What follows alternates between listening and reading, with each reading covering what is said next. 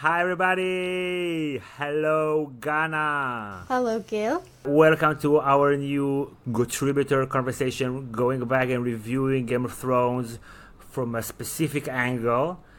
And you actually have a couple of ideas that are certainly worth talking about. And one of them has something to do with the Russian soul. Please, explain. Explain! Yes, as people may not have guessed from my name, I am Russian. So, as I watched GOT, I kind of kept noticing this theme of identity, social, national identity in the show. So when people talk about the houses that have their words and all of that, I kind of take that idea of identity, and it keeps, as someone who is a foreigner, I kind of keep noticing that. So there is this concept. Like, how are you a foreigner as a Russian? Yes, good point. Let me give a little bit of a background about myself. So I am Russian originally, and I immigrated twice. So I immigrate from Russia, or from Russian part of Ukraine, now in conflict, but ethnically Russian. My papers say Russian. So I immigrate to America, and I lived there for 12 years. So I immigrated in my late teens when I was pretty formed. And then again, for my studies and my personal preference, my second immigration was to Japan, where I am now. So you are a Russian living in Japan. Yes. Okay, and how do you connect that to Game of Thrones? How does that affect the way that you watch Game of Thrones? So basically, about the cultural differences. That's something that I noticed, that social identity, cultural identity is something I've become very aware of as an immigrant. So each time I changed country, I sort of realized that I have to adjust myself to the surrounding that I am in. And people kept asking me, and still ask me a lot of the time, what are you, where are you from? So I've had to explain myself enough times that I realized I have to have an identity that I can present, and that I am kind of aware of inside myself. So when people first asked me, I was like, are you asking my name? What are you asking? But people wanted to know, like, what do you consider yourself? Where do you belong is what they were asking. What is your group? Who are your people? And I have said sometimes American for simplicity, because when you say you're Russian, it raises questions sometimes in some societies, but basically... In Japan as well? In Japan as well, for different reasons. Okay. There's, as a Russian woman, unfortunately, there is a certain image, but astonishingly, they will ask. They just ask? Maybe you want to fill in, or do you feel too uncomfortable? No, it's not a problem at all. So basically, one time I was out with my husband and just shopping, and the store clerk asked where I'm from, and he says, I said, I'm from Russia. And he's like, oh, so you met in a bar, assuming I'm a bar girl. And I was like, I didn't even get offended, because I didn't even realize. I just said, no, that's wrong. But later, my husband was like, what he was implying. And I was like, oh, I didn't realize that. But yeah. So basically, there's this concept we have as Russians when we think about who we are. And it starts, I think, in the 1800s, informed in Russian literature and scholarship, and then it kind of spread out into popular culture and into national consciousness. And that's the concept of the Russian soul. And, Dostoevsky, he said, the Russian soul is deep and dark and something like that. He says there's darkness in the Russian soul, and that's one of the things that we kind of go with when we were feeling gloomy. So I've always said, I have this negativity, and, the unsmiling Russian is definitely something that is part of that. And basically, that kind of, watching Game of Thrones, that kind of reminded me of the Starks, and they're always gloomy. They're always kind of just, Jon Snow's face is, yeah. And do you think this has anything to do with weather? You kind of have a similar weather to the north? Yeah, we do, and also sparsity of population for sure. So we have this vast space in Russia, and people, it's not as populated, so we have a huge area, and people feel very free and very much, affected and kind of dominated by the weather and by wild animals and nature. We can't fight it, and we can't control it that much. And maybe you have to smile more if you live near a lot of people. Then you have to get along more, be more polite. Maybe if there's a lot of people, then if it's just like people you can just act regularly. You don't have to be extra polite or something. Definitely. So moving to Japan, we are very crammed. Living spaces, public spaces, especially in Tokyo. I live in central Tokyo, so it's insane. And you have just a commute. You have zero space between people. So basically, you have to present a non-threatening, friendly kind of thing at all times, and at the same time be non-personal. You have to have that distance without being physically distant. So you are very polite and you are very friendly. So even though you are like up against someone and maybe you're basically touching all of their bits on the subway, and you're like, I'm not doing it on purpose, friend. Right. Good day to you, sir. Right. I'm just here. I can't be anywhere else. Yeah, it's pretty much you have to present that. So it's a different way of dealing with space, and that's kind of the thing that I see in GOT, and I really enjoyed in the earlier seasons when we had source material. I enjoyed that difference in culture, where you can kind of see the way that different cultures interact and the way that they fit in or rub against each other. So when Dani has to actually adapt herself to the new culture, she has to change clothes, she has to kind of change the way she speaks, so she adjusts herself and she kind of evolves her identity several times. And Arya doesn't have to do that as much, but But she could just put another face. Yeah, she kind of has okay, that so going. let's stay a little bit with Daenerys. So Daenerys, when she goes and becomes a Dothraki, because she was just sold. So now everything is new, and she has a translator. Yes. But so did you, when you watched that, did you empathize in a way? Like how are the Japanese similar to the Dothraki? I think they're quite opposite. Quite opposite, I would say. We're more close to, I'm not sure what the Japanese would be. They were very, I think Japanese people, I found here that they're very humble, but at the same time, I've had multiple conversations with my Japanese friends, and most importantly, most honest person with me is, of course, my husband.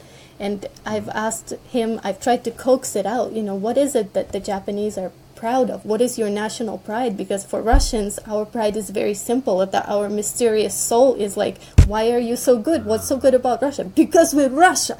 What do you mean? It's because we're Russia. You wish you was Russia. And basically, that's it. We don't explain. We're like, it's like, the will of God. Or people say that, that God does mysterious things. He acts in mysterious ways. Right. Same with Russia. It's like, it's Russia. It does its own thing. Can't explain that. The tide goes in, tide goes out. You can't explain that. So you can't explain that. Okay, so what did your husband say about the Japanese pride? And then I'll tell you about the Jewish-Israeli pride. I'll think about it. He said to me, very interesting thing. He's like, at first he insisted they don't. So he's like, we don't really have anything. We have been defeated culturally and in many ways by America and American culture, and we submit to it.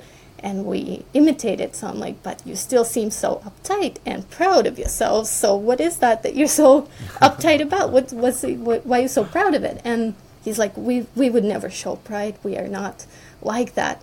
And he almost said we're above that. And I was like, So their high horse of being humble is kind of, that's their pride. So they're like, we're proud of how humble we are. And I was like, that is exactly what you do, and that's exactly what you are, kind of. Yeah, but you know what? I like it. Yeah, I like it. If you have to be proud of something, then be proud of how much humble you are.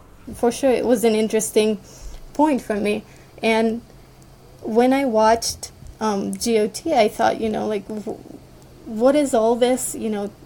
This tension between cultures, this forcing your in-group kind of, we have this not we, like Japan has this concept very strongly of in-group, out-group.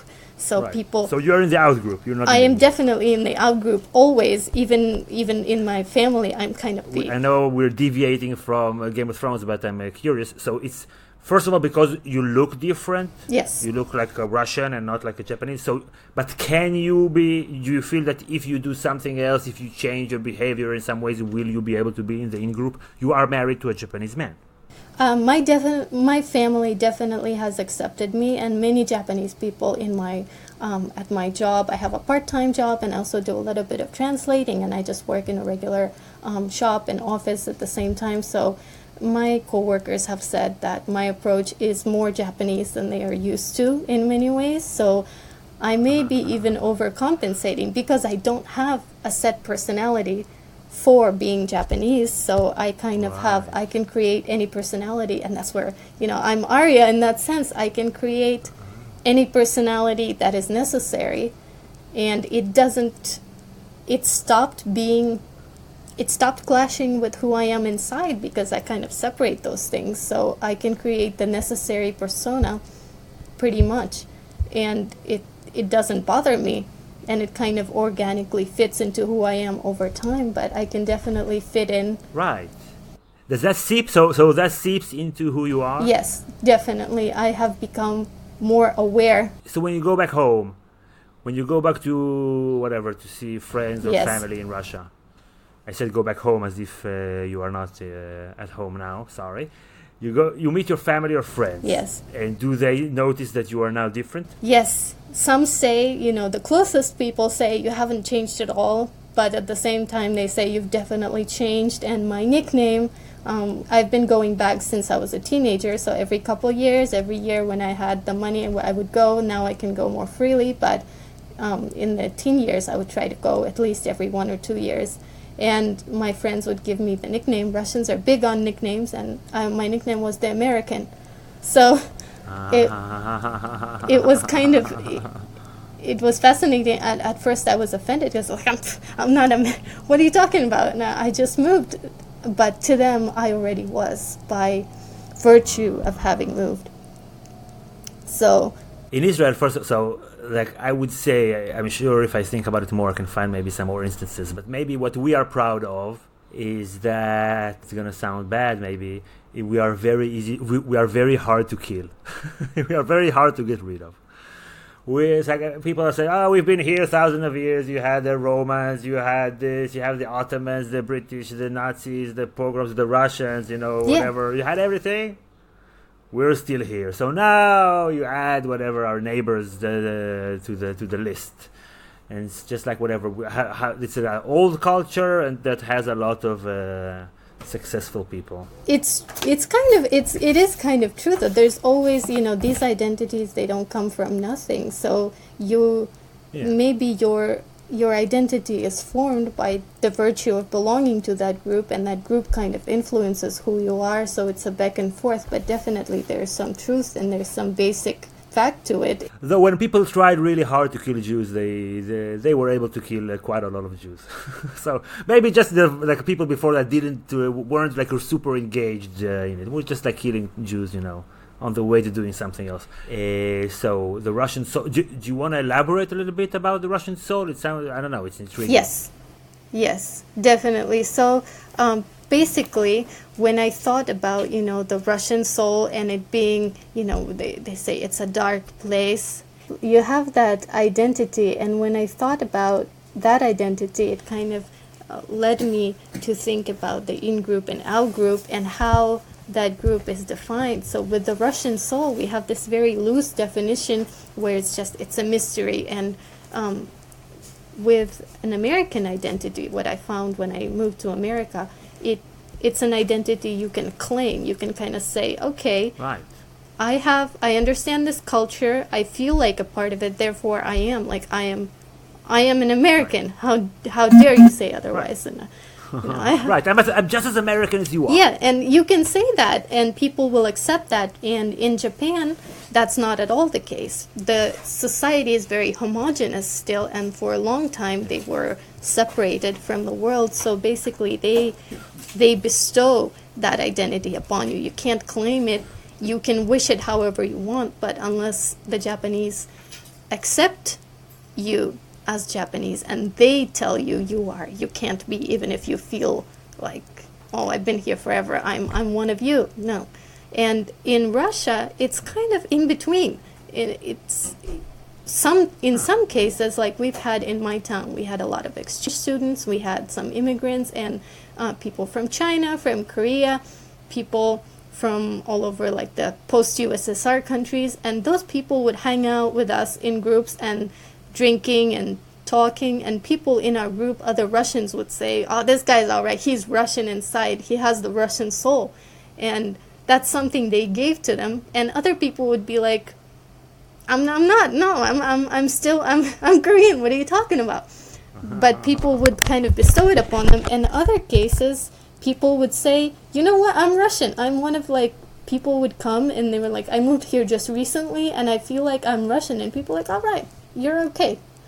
We accept that. So it's a very loose definition. Yeah, in Game of Thrones, people can't change. Yeah. Can't really change houses. Exactly. And people they have pretty much these houses, especially fascinate me because they have their words, and it's just a few words basically to define your own in-group, and that's literally, those few words are who we are. And they go back to that, and there's several characters who kind of try to break that. Daenerys seems to try to break that, and Jon definitely, although he may not be a Stark, I would argue he's raised as a Stark, and Ned instills his values of Stark values, honor, being moody, and being, family and family first. Yeah.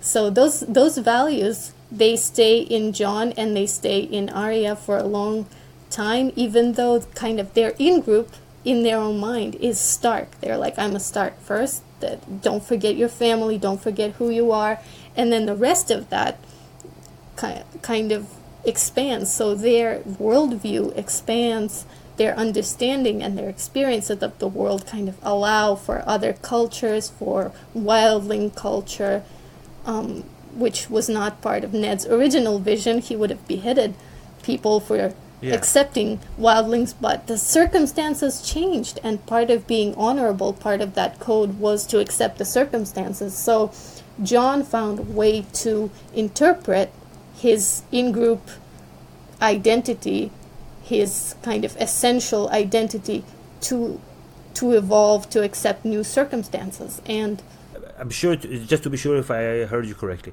you said that Jon was good at creating, changing up the in-groups, out-groups? True. But on the other hand, Jon himself never had an in-group. He had an out-group, right, with the Starks, with the Night's Watch, with the Wildlings, and then with Daenerys, he's not a Stark anymore, or part of the North. He had for a brief part when he was king in the North. That's when he had a group. Yeah, that's true. So in that case, I think his in-group was more kind of just in his mind, whatever, he believed he was. And I think he wanted more. Oh, sorry. Okay. My husband had no keys. It's okay.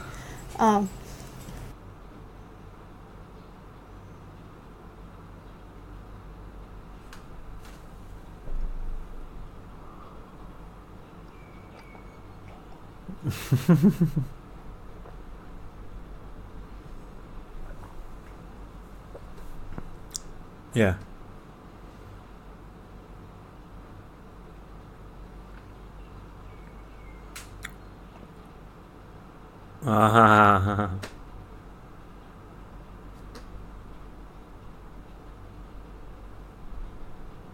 Yeah.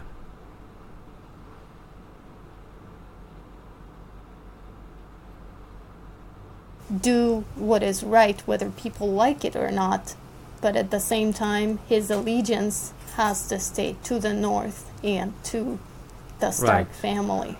Right.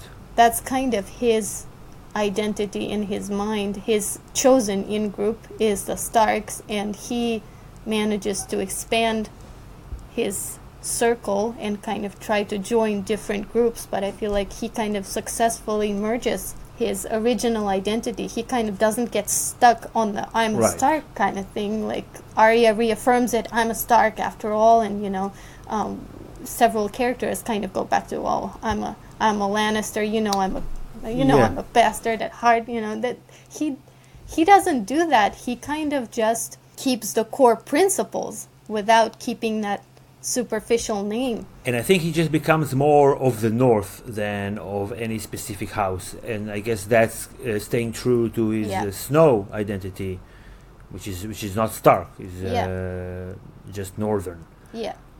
So actually, this is another reason that I wanted for the Seven Kingdoms to be united under a single monarch, because this is just the fusing of all these groups into one group, just like one,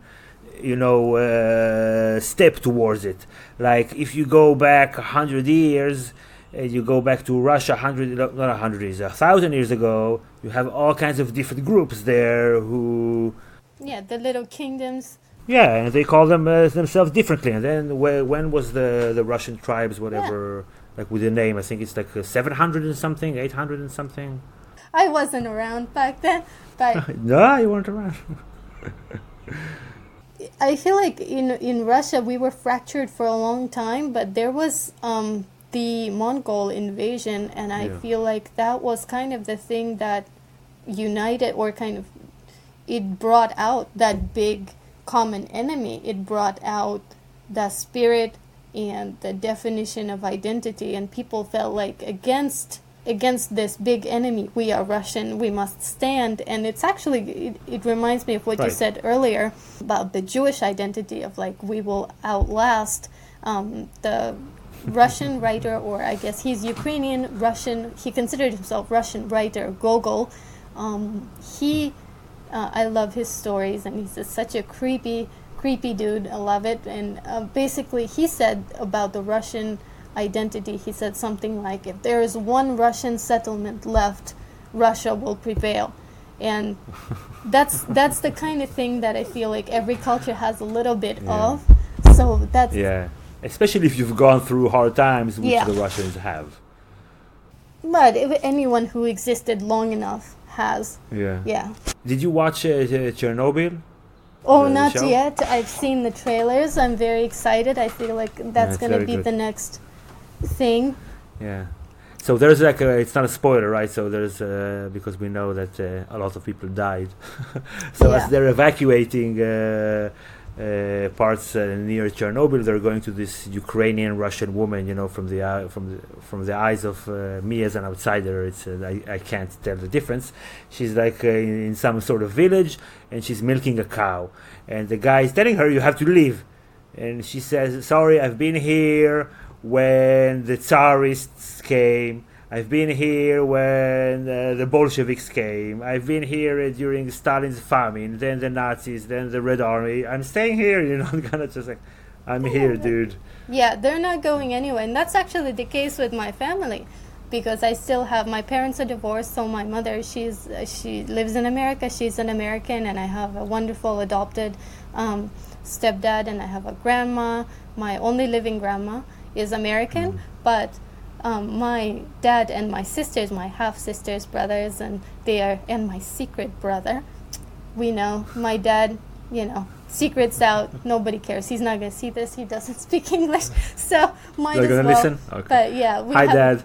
We have a bastard of our own, but true story. So basically, my family is the same. They refuse to leave, and my sister left for a while. But since the Russian-Ukrainian conflict started, I was like, you should leave for my peace of mind. Get out of there. And she did leave for a while, and my father never left, and he was part of that conflict. And he was like, there's no way I'm leaving. I don't care if I die here. He said, this is where my parents are buried. This is where I will be buried. And I don't share obviously his point of view.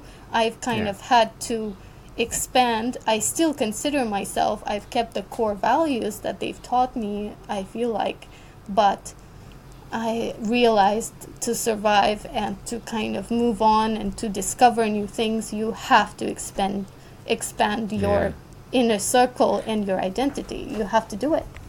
Right. It's interesting because so here, if we like you talk about, I don't know, the Israeli-Palestinian conflict, so the Palestinians, they have this mentality, and some settlers, Jewish settlers in the West Bank, they have this mentality. But a lot of people like me, the mentality that we have is that I have a foreign passport also, I have an EU passport, and this is just in case something happens. It's ingrained, like if and it's so funny. So I was talking to Jewish American friends, and I was telling them, I have this passport, and if anything happens, I will move to the U.S.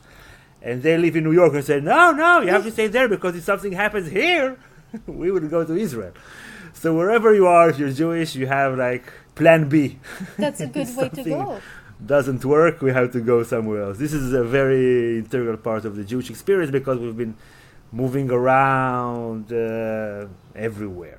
Yeah, and also I was also an immigrant for a bit in Belgium. But I completely agree. That's I feel like that, at least it seems to me, maybe I'm biased by my own experience, but it seems like the right model for the future, because people will not stay stationary and people will not stay in the place they were born, and people will not always belong to the geographical constraints of those kinds of borders. But it doesn't mean you have to lose your identity, and it means you have to evolve your identity to kind of keep it on the inside, and to take out the superficial parts, like I'm defined by the location, I'm defined by the last name, I am a Stark, I live in Winterfell, never left Winterfell, never changed my name. So those are not the things that make you a Stark or make you anything. It's something deeper than that, something more basic. And if you can distill that, if you can find that in yourself, you can evolve. And if not, I feel like people at Hardhome are a good example. The people, the wildlings at Hardhome, they refused. They said, we will not leave. This is who we are. This is our place. You stay here, then you die here. Yeah. The people who were able to step over that superficial part of their identity and say, we're still wildlings, we're still not going to kneel. They didn't, it's not like they became all of a sudden, they started to be all... posh this is the... Yeah, nobody's seeing the motions that you're... The northern, it's like a posh motions. Yeah, I'm doing the posh... Or bourgeois or something. I'm doing, the ruling class dance. Yeah, moving your shoulders in a very, very posh way. Yeah. And it's they didn't turn into that all of a sudden. They were still themselves. So changing locations didn't actually change who they are that much. You could argue. Yeah, and they are different than the Starks. It's interesting. Like if you contrast Tormund and Jon, they could not be more different. Yes. And they are both Northerners. Yeah. So maybe something about that wall that makes, it seems that the people north of the wall, okay, so they're also grim. But it seems that maybe they are more relaxed and free, less stern, because the free folk. And if you go in Russia also, if you go to the parts where closer to Siberia or closer to Yakutia and those places where it's super cold and super kind of rough, extremely rough, people are more kind of lively. As opposed to the people that you get in the middle. Maybe you have to. So you have to make your own fun, because there's nothing. And in other parts of Russia, like where I am from, we get very pronounced seasons. We have a long winter, maybe 6 months of winter, but it doesn't feel that long, because we get a summer, maybe 2 months solid of good hot 30 degrees summer, and we get a fall and spring for a couple months, but mostly it's winter time, definitely, and it's sepia toned. It's I don't know how to explain. When I go back every time, I'm like, I forgot our town was in sepia tone. We don't really have that much color most of the time. When I was in Kiev, the cab driver told me that sometimes, when he, like in his village, when he was a kid, they used to play like in the winter in the snow, jump into the snow, and then sometimes you would lose a shoe, and he would just have to wait a few months until the snow melted, and then there was his shoe. Oh, his mom would kill him, and yeah, I've had to walk. Like I've had that snow experience. I miss it very much living in Japan. It's so moist, and we get in Tokyo we get different tropical kind of Asia settings, so we get maybe a couple days of winter. But I went to back to Russia in winter time, and I was like, I need to get a sip of winter, otherwise I feel like the year never ended, and that's the hardest thing. You feel like when did the new year come? It didn't feel like it just kept going and going for like spring, summertime. When is the winter coming? It's frustrating.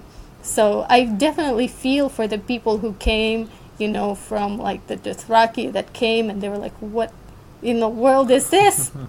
Where's the summertime? So I understand how people felt, and I think that makes it harder to adapt to a new setting than more superficial things like words and culture, because nature is what really gets you, the climate and the setting. When you're on a horse all day and you can ride for miles in the steppe, in the clear, and you suddenly get to like forest and mountains, and you're like, where can I ride?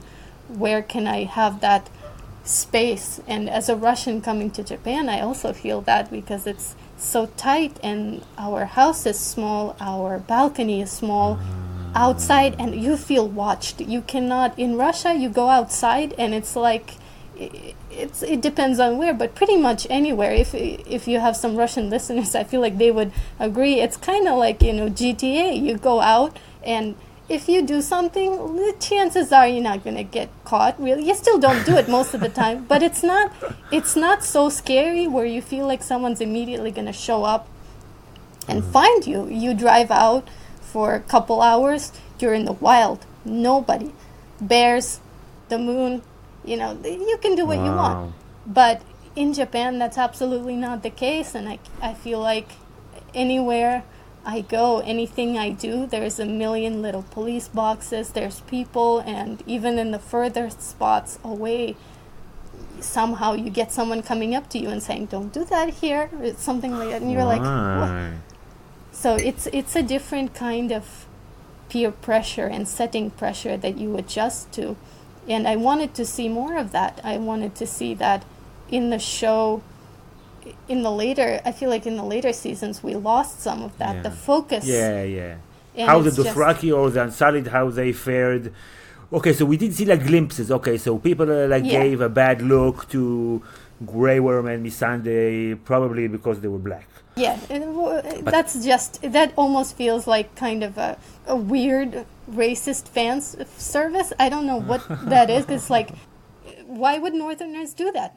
So basically, like, what reason did the people in the North have to look in a bad way towards two people just because? Yeah, it seems maybe like it's inserted, like pushed on the story, because they don't have any negative connotations for darker skinned people. No, in the North, have they ever seen? Yeah, they came to save them. They came to save the North from the zombies. Yeah, there was never a danger of brown people attacking the North. So this is basically Dan and Dave trying to make something out. Yeah, it felt kind of forced. I feel like maybe Grey Worm with his weapons and his guys would be scary, but still, Northerners are used to blood, they're used to violence, they feel they're tough people, they've seen all that. And they can have like a different stereotype. They can maybe look at them as weak. I don't know. You have all kinds of stereotypes that you can have on people, not just that they're violent, right? He's brown, so probably he's weak and he doesn't like to fight. You can have that stereotype as well. Yeah, they would. If anything, they would say. I feel like they would have said like, "Summer boy" or something. That would have been more. That would have been to the point. Well, what do you know of winter? Like you come from the warm climate. Yeah, it's like you know nothing of snow. Like a mama's boy. But in the summer it was so hard with the sun all the time. Ooh.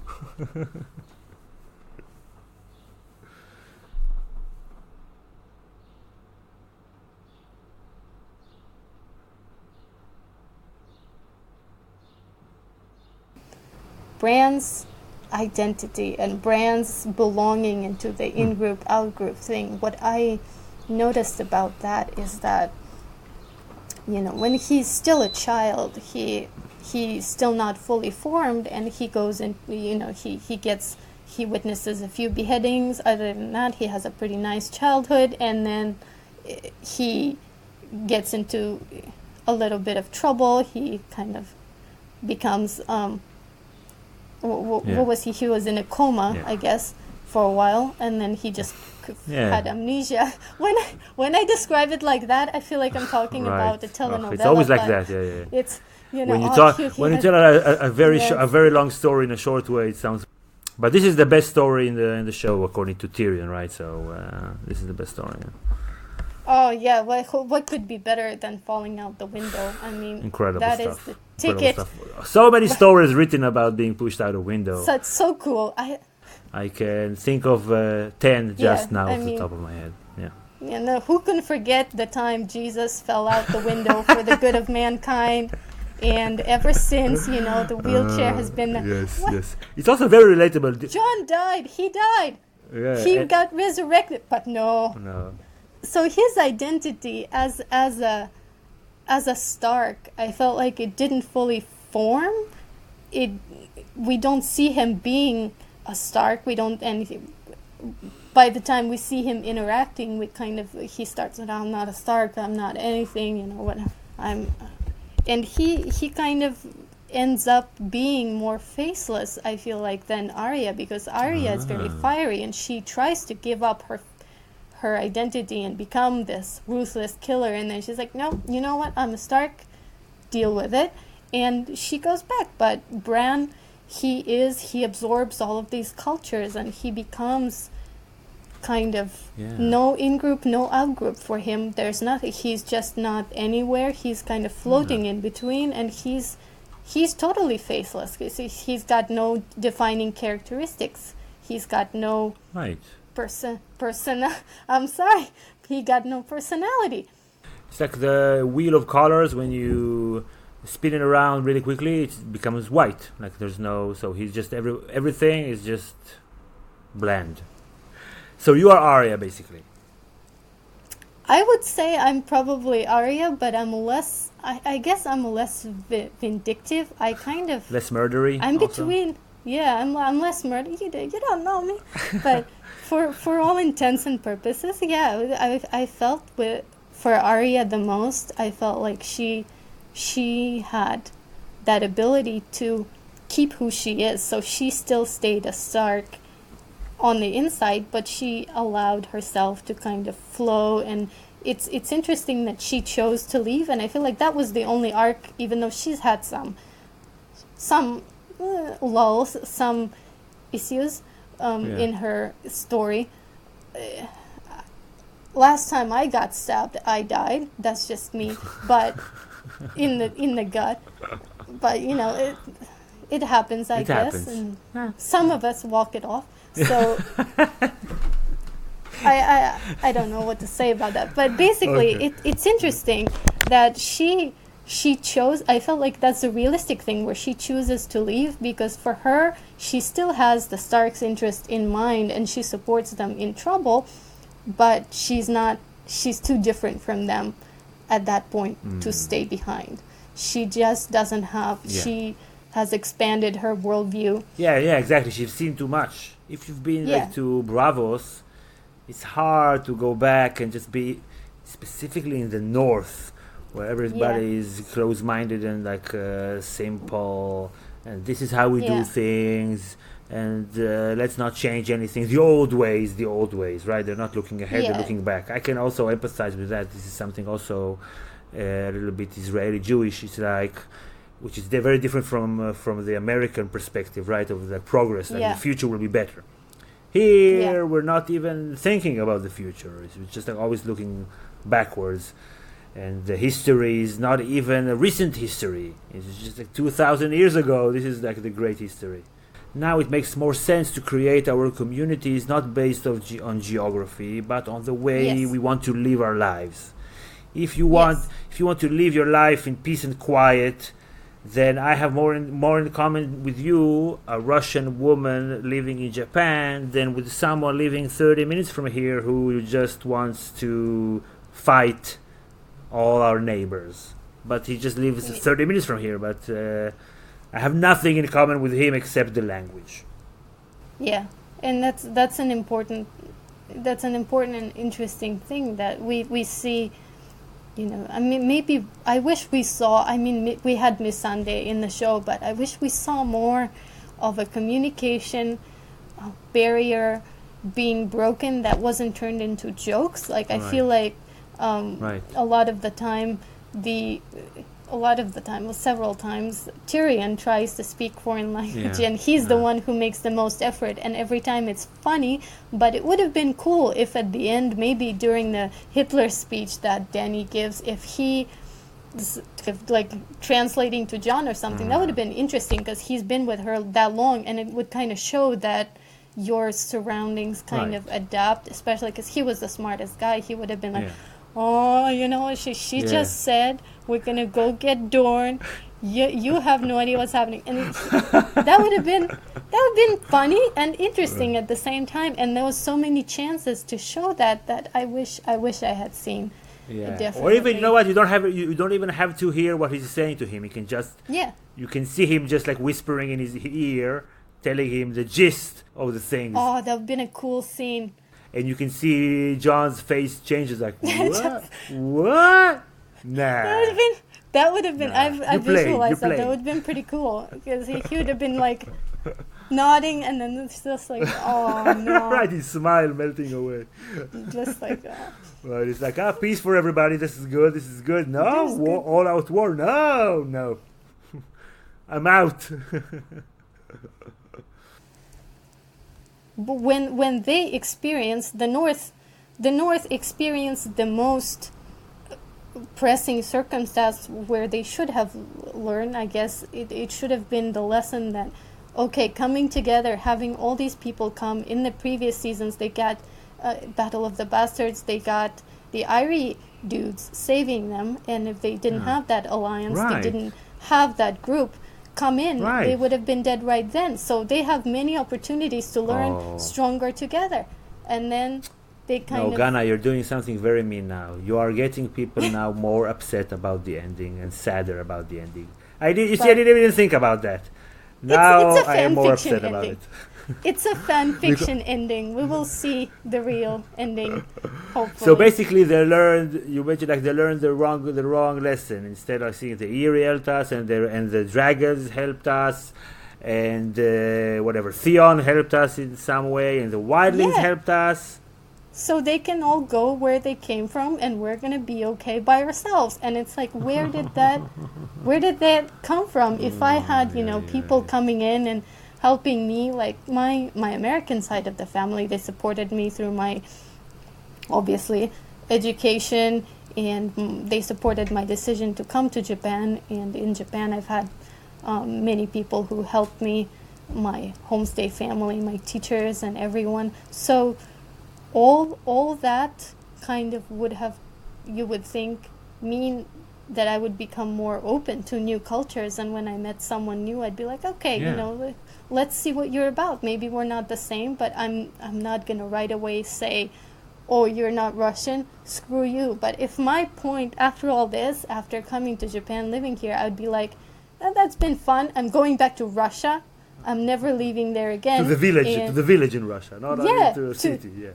Yeah, and I'm going back to the village, and I'm going to, I'm going to do the whole thing where, I live in my old house, and I'm just like doing, I don't know, collecting mushrooms. I don't know what, I can't imagine what I would do.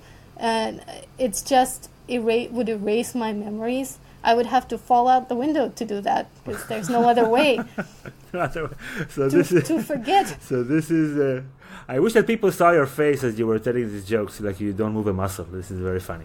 So basically the North, the more people they saw, the more they were like, you know what, we don't like you. Now that we've seen what you have to offer, nah, let's go back, do it our way. This is very insulting to Northern people everywhere in the world, I must say. It's like D&D have a very bad opinion of the North, if this is what they want to do.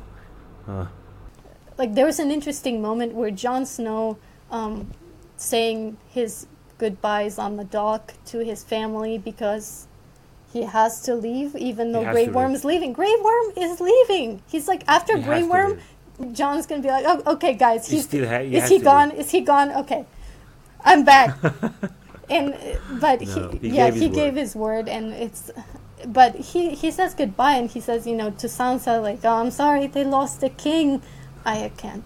And Jon says, it's okay, the daughter of Ned Stark will lead them well. Right. And it rang to me, as my background a little bit in Japanese language literature. Immediately I thought of Heian Japan, of medieval Japan. I guess is it medieval, like 900s, 1000s Japan, where they had these prolific female authors in literature, and a lot of these authors were women. And these women, they would be defined in their work by their stature or by the location where they belong in the high court, because obviously only the high court educated people could write back then. So there was several famous authors, and one of them is Mother of Michitsuna, and that's what she is known as. We don't know her name, we just know who she was the mother of, we know who she was the wife of, but she's titled as she's the author. She's not, who the hell is Michitsuna? But she's defined by who her son was, even though, her son, of course, is a historical figure, but she is, in literature, she is definitely the big gun compared to her son. Right. And she's still titled as Mother of Michitsuna. Right. And there's several other authors that are kind of go by that name, like daughter of someone or wife of someone. And it was just like, it's funny that Jon Snow said that, because I immediately thought, oh, she's the mother of Michitsuna now. And it's like, and she might be queen of the North for 50 years, but still she will be the daughter of Ned Stark. Yeah.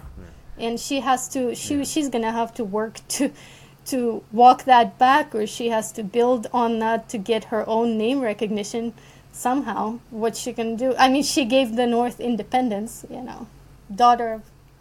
Right, so she's already way more important. Yes, she could have been... Way more important. Yeah, she could have been, the queen who didn't kneel or unknelt. Yeah. Something like that, but... Yeah, she's a historical figure. What did he do? Just lose his head? Yeah, and... He was her father, basically. Ooh, I didn't think of that. Yeah, and it's kind of weird that Jon was like, it's a daughter. You're just daughter of Ned Stark. I'm like, Jon, you are the most progressive man in this show. What are you doing? But...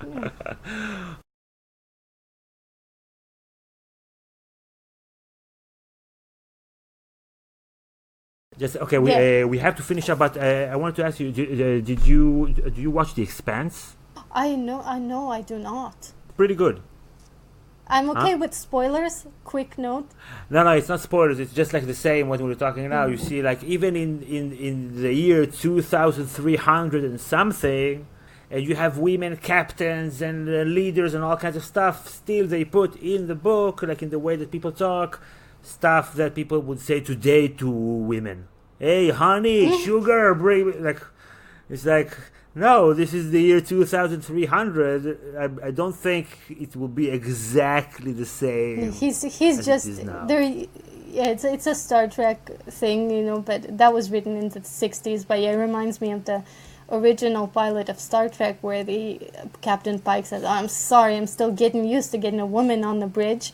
And she's his first officer, and I'm like, take my glasses off, like take my ears off, clean them out, put them back on. Like, did I hear that? Wow. And it was an old show, of course, but it's still, it's funny that in the 60s they thought, 300 years from now, they're going to be just getting used to women on the bridge. It's not like it was a thing. It's like 300 years in the future. So we're gonna go back. Yeah, we're gonna go back in 300. Yeah, in 300 years you're gonna be. I'm sorry, I'm still getting used to having a woman on the program. Right. So we'll have to forget it. Not only we'll have to go back so much, and then advance again. Yes. So we will have to get used to it, right? Definitely. So we'll be like, oh, wow. Yeah, it's gonna be So interesting. it's going to be an interesting 300 years now. Okay, Ganna, thank you very much. It was a lovely and funny conversation. Likewise. I did not expect to laugh. So thank you, everybody, for tuning in. And we'll see you all on our next podcast very, very soon. Thank you, Gil. Bye, Ganna. Thank Bye, you. everybody. Bye-bye. Thank you.